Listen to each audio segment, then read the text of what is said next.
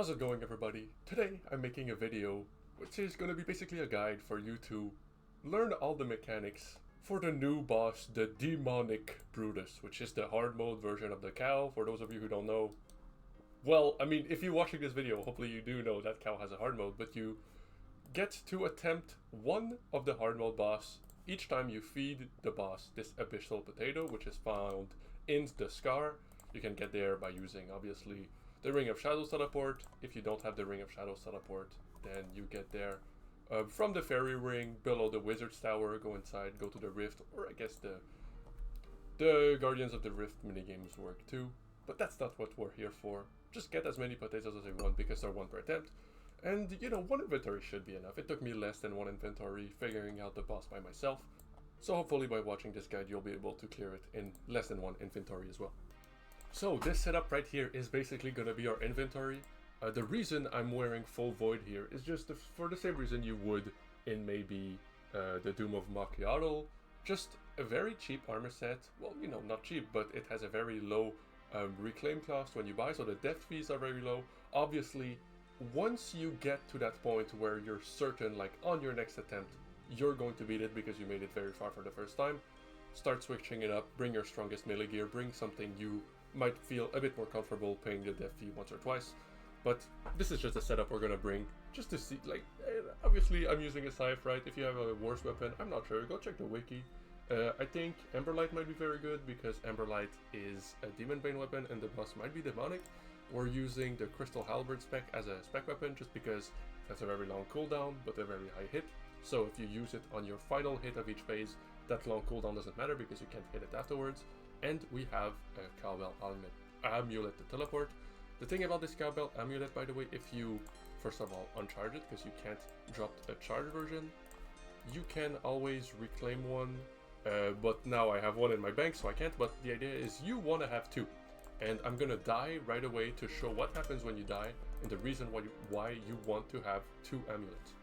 So this is just me dying. We're gonna want to stand in the center. I'm gonna explain all these tiles marker later on, but right now we're just gonna take the boss and die to simulate what would happen if we do make a mistake. We're gonna respawn at our chosen spawn location. I have mine here in Ferox Enclave just because it's the nearest to a bank. And because we have this second Cowbell Amulet in our bank, we just pick up the second one, teleport back, and we're right next to our grave. Loot everything. We have a lot of gear. We're actually gonna overflow now because I spent 0 food and I have an extra Cowbell Amulet on me. But now that we re-geared everything, TP to a bank because you want to re-grab a demonic potato. Bank the duplicate amulet, take out the necessary potato to go for a second attempt, and reorganize your inventory, and then we're just gonna go right back in. So, before we get onto our first attempt, I want to talk about these tile markers I made on the ground.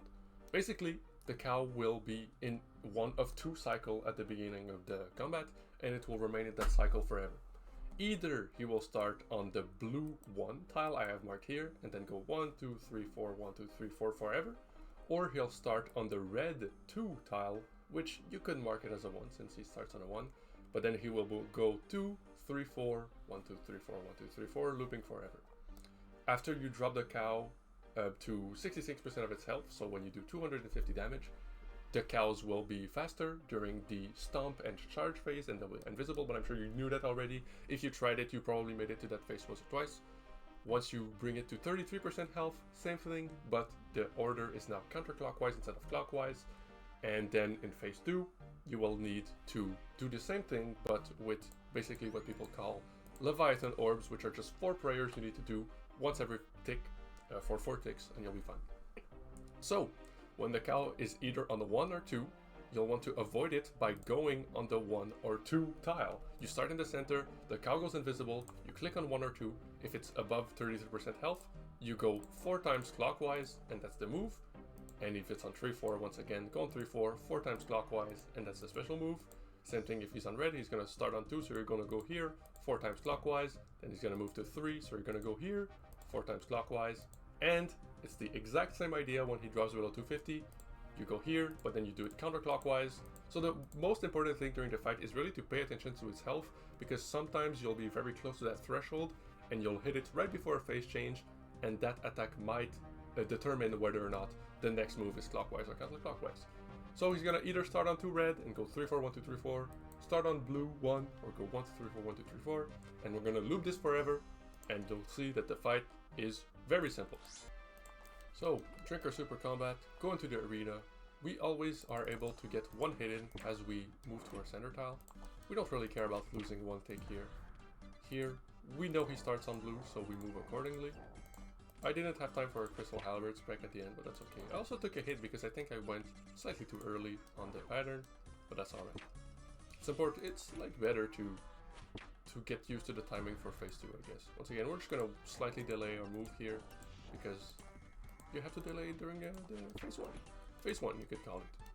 I'm not sure, people only refer to the phase switch as when he drops below 200 HP, but clearly this is like, well, first of all, I'm kind of an idiot here because I'm talking, but once again, we take a hit, it doesn't matter, dude, it doesn't matter. It's gonna kind of matter, right?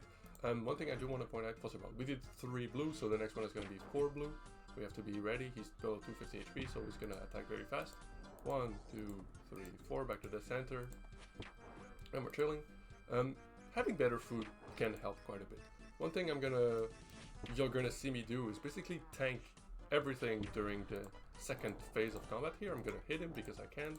My attack was on cooldown, but as you can see, I clicked on him and it brought me to the correct tile. So that's very good. Next one is 2 blue, so we're ready. Watch his HP as it drops below 250. We now know the next move is counterclockwise, so I'm ready to move in the opposite direction. 1, 2, 3, 4, counterclockwise. Hit the boss, go back to our center, and we do this forever. Once again, next attack is on 3, and we want to keep in mind to be counterclockwise. And we're just gonna keep this up until phase 4, you could call it, when he drops below 0 HP, and build some health back up. Very low, we're not gonna spec him. We're gonna finish him off. He's gonna go on 4, and he's gonna actually skip a special attack because I dropped him to 0. But now, same thing, back to clockwise because he's above 250 HP. But there's gonna be 4 prayers, which we're basically just gonna ignore. There's 2 melee, we're praying melee, so we're happy. We protect 2 of them, we eat the rest. That was only 50 damage. Because there's guaranteed 1 of each attack, first of all, keep in mind next one is 1, so we have to be ready to go on 1. Because there's always 1 of each attack, you're always at least guaranteed praying against 1 of them. Here I just switched to range because I saw, oh, 1 of them is range. Next one is gonna be 2, so we're gonna do counterclockwise for the rest of the fight. Just gonna eat once, and then there's 2 red, so I'm just already praying melee. I'm happy. I'm taking a bit of damage, but I don't care. That's how easy the fight is once you get the patterns down. Obviously, if you have better food, you can eat even more. It's very possible that I die because I run out of food, because I brought poor food. But the point of this is just basically show how easy the fight can be if you have a strong weapon, right? I'm using the scythe. Let's spec him once, double eat. Then we're going to, I kind of forgot actually. I think we're on 4, but if I'm not correct, I would have probably died here. But we are on 4. Double eat.